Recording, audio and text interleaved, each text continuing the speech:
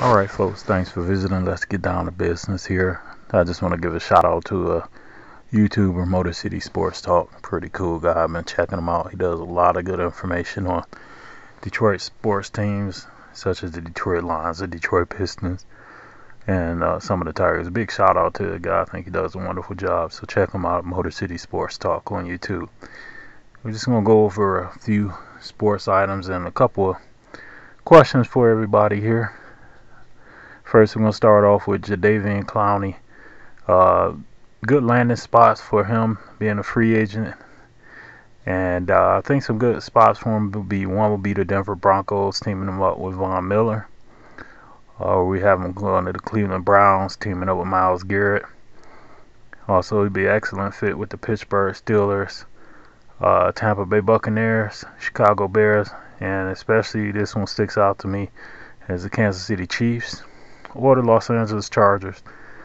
Just put what you think would be a good fit for him in the comment section below.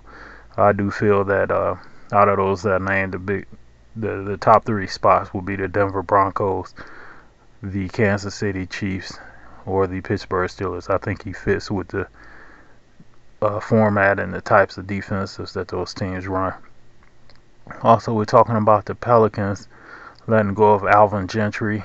These are just some candidates that I come up with that I think would be a great fit for the New Orleans Pelicans as far as the development of Zion Williamson and that young squad they have there. The first one I'm going to go with is going to be a head coach of Rick Mahorn, along with assistant coaches Brian Stith and assistant coach Ben Wallace. I think that will bring some toughness to Zion in the paint and in his game. The other coaches I have will be head coach Mark Jackson, along with assistant coach Vinnie Johnson, the microwave, used to play with the Detroit Pistons, and also assistant coach John Starks. I think they will be able to help with the Lonzo Ball situation and getting him where he should be as being a perennial all-star in the league. Another coaching team I come up with for them will be Chauncey Billups as the head coach, along with Rasheed Wallace and Charles Oakley as assistants. And moving down, we got Dan Marley as the head coach, along with assistant coach Rick Smith and Reggie Miller as an assistant. And rounding it out, we got a head coach and Gary Payton, and along with Don McLean and Chris Webber as assistant coaches. Actually, I got that backwards there. We had head coach Chris Webber. I think he should be given a shot in the league. And the assistants will be Gary Payton and Don McLean. Sorry about that mistake there. Moving on down to the NBA, continuing, going with the Portland TrailBlazers. In my opinion, no one should be surprised that they're where they're at this year. I mean, look at last year. A lot of people tend to forget that they were in the Western Conference Finals last season, going against the stacked Golden State Warriors squad, who swept them. But you look at how tough Golden State was. At that time, they had a healthy Kevin Durant. So I think that might be something that you want to pay attention to, is that, you know, they went to the Western Conference Finals and just happened to run into the fully stacked Golden State Warriors team. But I think this year they're going to prove to people that they're for real. And I believe that they would have actually went on and you know, I'm not saying they would have won that series against Golden State last year if Kevin Durant wasn't there, but they'd have made it a lot more interesting.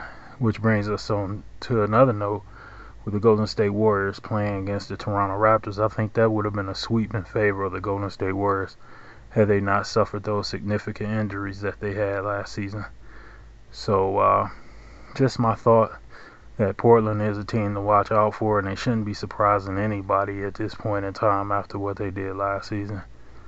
Then just over this weekend, we had a Major League Baseball pretty much tipping their hats off to the Negro Leagues, you know, which was a good gesture in my opinion. But looking at it, Major League Baseball still doesn't recruit and pursue a lot of African Americans or players not of mixed heritage. You know, shout out to the teams that do, like the Tigers, the Indians, the Mariners, Padres, the Pirates, and the Yankees, and you know, probably a couple more in there. But overall, I don't think Major League Baseball has moved in the right direction as far as, you know, the rosters are concerned with the African American players. But at any extent, thanks for giving a hats off to the Negro Leagues. And we're gonna wrap it up right there. Just had a little bit of things that I wanted to talk about that was going on in the news recently. And here's an opinion for you here. Just want to get your opinion. If you were quarantined in your house, what restaurants would you like to have inside of your house to prepare your meals? I'm going with Taco Bell. I'd love to have a Taco Bell there. I know some people would love to have a Red Lobster there, and McDonald's and some other things. But what would you have in there? Anyway, that's just my 2 cents on these things. Hope you all stay safe and go on and enjoy the rest of your week.